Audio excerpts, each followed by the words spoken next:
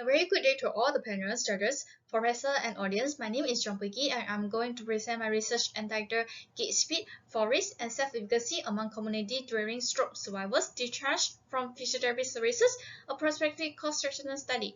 My supervisor is Dr. Noor Asrin, and my co-supervisor is Dr. Asnida. Medical care advancement has increased the number of stroke survivors with disability that require continuous long-term rehabilitation. The duration of mobility in chronic stroke survivors causes increased dependence in ADL and reduced social participation. Studies have shown that for risk increased stroke-related deficit, aging process, deterioration in balance and walking speed.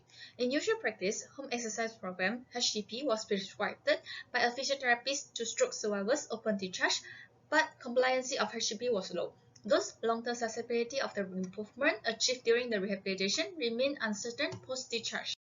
Self-efficacy is defined as belief in one's capability to organize and execute the course of action required to produce attainments.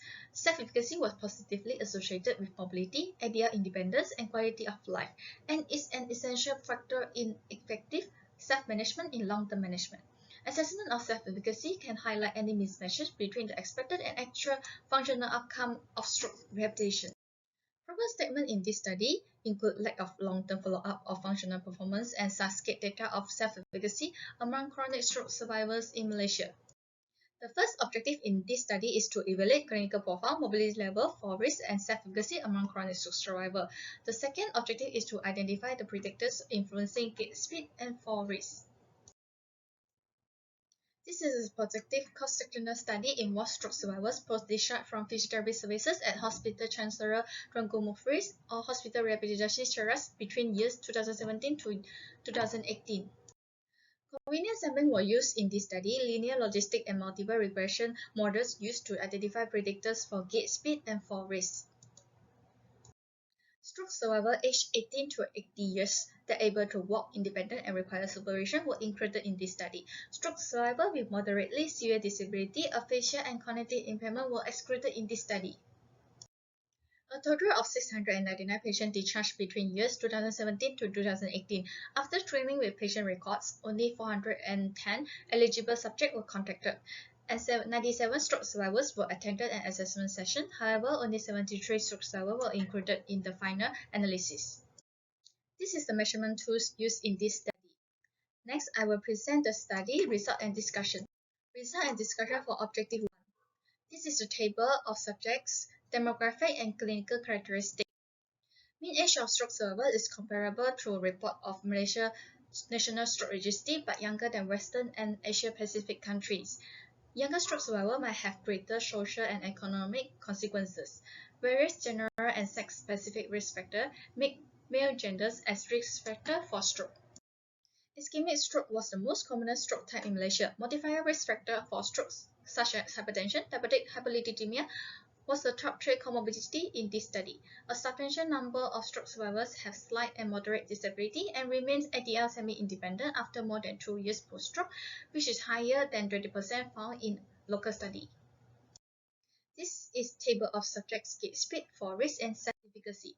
Ambulation ability of stroke survivors correlates with their gait speed, and increased gait speed leads to better functional and quality of life. Slower gait speed indicate less active and increase the risk of recurrent stroke. Hemiplegic patients require more time for training than other elderly patients. Reducing time to complete TUG test resembled reduced fall risk and better functional mobility. Intervention to prevent falls needed as almost half of the post-discharge stroke survivors have fall risk in this study. Study findings shows that stroke survivors with a mild and moderate disability can maintain at moderate to high self-efficacy even after discharge, and is comparable to a study done by Frost and his colleague. Result and discussion for Objective 2. This is result of simple and multiple linear regression to predict gait speed. Disability level and stroke duration shown a significant negative relationship with gait speed. Deterioration gait speed over time indicate ineffective and insufficient post-stroke rehabilitation after discharge. Besides low compliance to given HCP post-discharge also causing deterioration in gait speed. Study has found that improvement in MRS of ischemic stroke survivor after 1 year were limited. This is the result of simple and logistic regression to predict fall risk. There was a contradiction of stroke duration as one of the predictors of fall risk among stroke survivors. Differences in the post-stroke care among the country, availability and affordability of continuous rehabilitation post-discharge might contribute to the differences in outcome. Minimizing fall risk is crucial to preventing morbidity and mortality.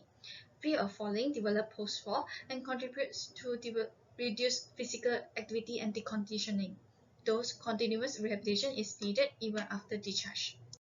There was a significant positive relationship between the self-efficacy and gait speed and negative correlation with fall risk. Self-efficacy as a predictor of mood, quality of life, and functional independence, and act as a mediator between functional performance with activity and participation among stroke survivors. Thus, self-efficacy intervention is an essential component in long-term stroke rehabilitation to achieve a better functioning outcome and reducing fall risk. The limitation of this study is the study result cannot be extrapolated to lower functional level of stroke survivors and smaller sample size compared to other cross-sectional studies. However, this study acknowledged on functional mobility, fall risk, and self-efficacy and demonstrated the needs of continuous rehabilitation strategy for post-discharge stroke survivors. In conclusion, the stroke survivors in this study have low gait speed and apparent fall risk, but a moderate to high level of self-efficacy. Predictors of gait speed are disability level, stroke duration, and self-efficacy. Stroke duration and self-efficacy was predictor for fall risk. These findings are useful in designing a home-based exercise program as a strategy for long-term rehabilitation. This is a reference. Thank you for listening.